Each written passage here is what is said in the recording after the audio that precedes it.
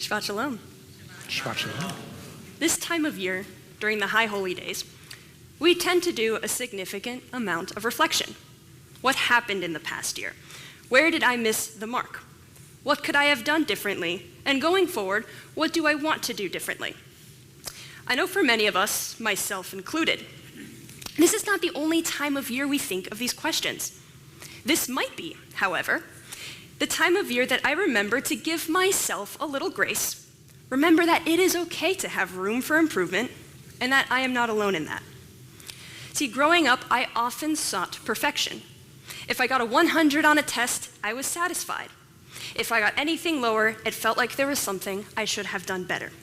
When being evaluated on my instrument, if I got a perfect rating, I was satisfied. Anything lower made me ruminate over what needed improvement. And I thought once I became an adult, it would be different. But then as a teacher, I also got evaluated.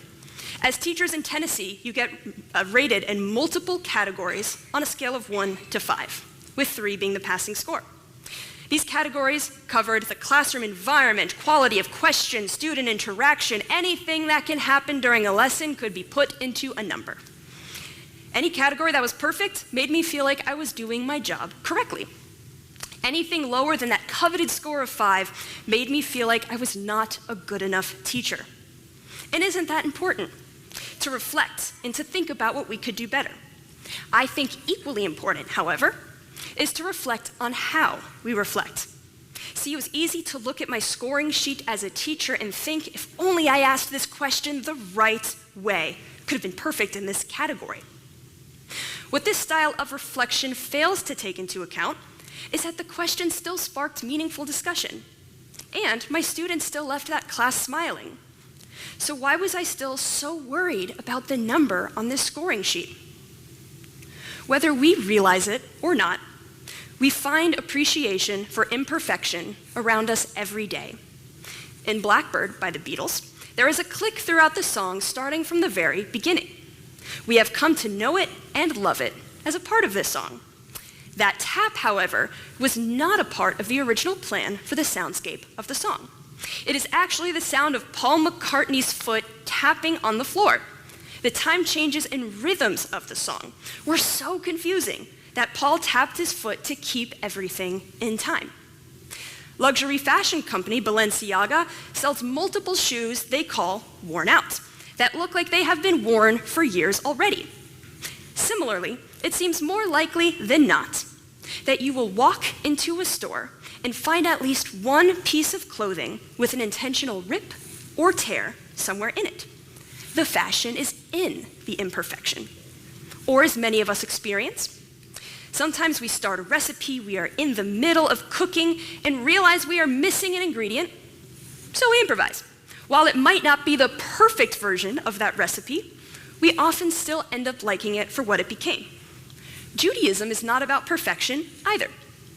When God chose Moses to go to Pharaoh and then lead the Jews out of Egypt, Moses' reaction wasn't a go me, but a who, me? In fact, Moses essentially tells God, hey, I think you got the wrong guy, and mentions that he is, quote, heavy of mouth and heavy of tongue. He worries that because he is not the best speaker, the people will not listen to him or heed his call. God's reaction? That his brother Aaron will speak to the people, but Moses will still be the leader.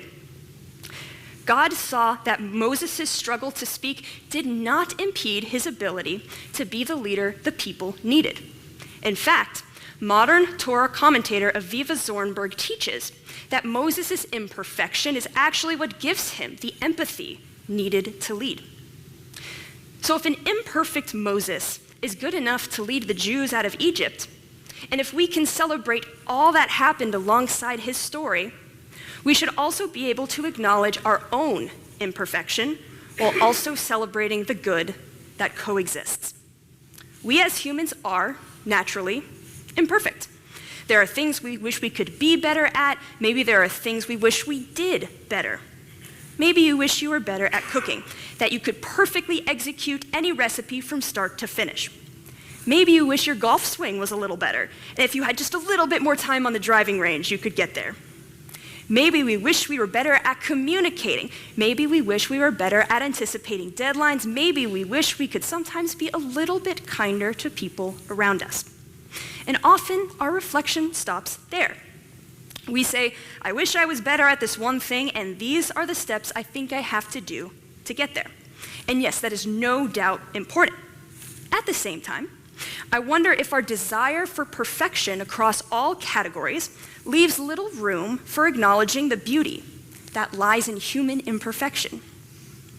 Dr. Whitney Gordon Mead says, you can't experience optimal well-being and unconditional love if you're always pursuing perfection. The notion of perfection is flawed. It's an illusion, a human construct that creates more pain and angst than joy. It's also exhausting and will distract you from being fully present. So if you truly want to be happy, try striving for excellence, not perfection. Something that I have worked on personally is anticipating deadlines. Whether it's as mundane as getting my clothes to the dry cleaner in time for a performance, or making sure I plan all the details with time to spare for the performance, I can have this frustrating tendency to put things off to the last minute. And my immediate reaction is always getting frustrated and thinking, I need this to change. So I worked at it, and over time it did improve significantly. And sometimes, I still look back on some of those moments where I fell short with disappointment. One time when I was in college, a professor assigned one of those large end-of-term essays that, of course, we knew about from the beginning of the semester. And before I knew it, the end of the semester rolled around and it was due the next day. I hadn't even started. I grabbed my coffee, sat myself down with my computer in the lobby of the music school, and I went at it. Sure enough, 3 more people were in the same boat and were there with me. Stress emanating from all of us. By about 5 a.m., even if we hadn't really known each other beforehand, we were all now friends. We took study breaks running down the halls of the school to stay awake.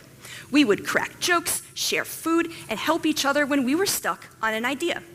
But all I could think about at the end was, I wish I did not procrastinate.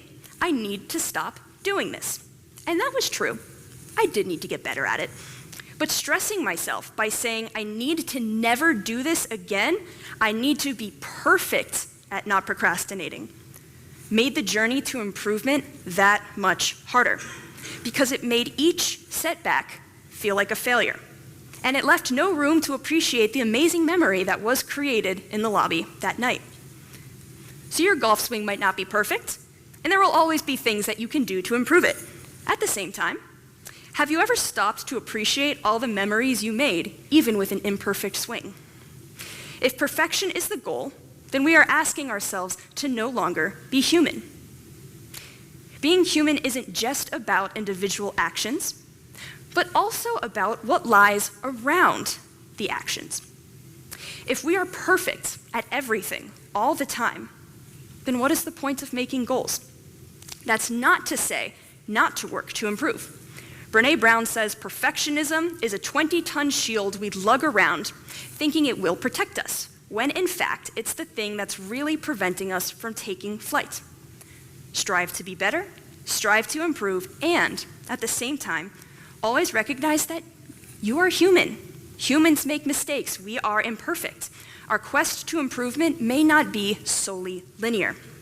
And if we only focus on what we need to do better, if we only focus on the imperfections, and we do not think about the good moments that can coexist with them, then we will only ever be reaching for perfection while not appreciating being human.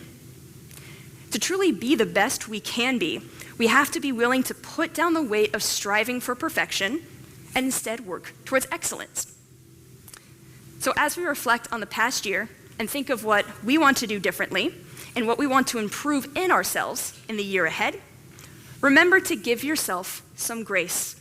Because no cup is half full or half empty. Every cup is completely full with a combination of liquid and air. So when you feel yourself getting frustrated, thank you. So when you feel yourself getting frustrated over a mistake you made or any kind of imperfection, try to remember that even mistakes and imperfections fill our cups. take that deep breath, strive for better, and appreciate being human. Gemar Chatima Tova, may we all be inscribed for a good year, and Shabbat Shalom.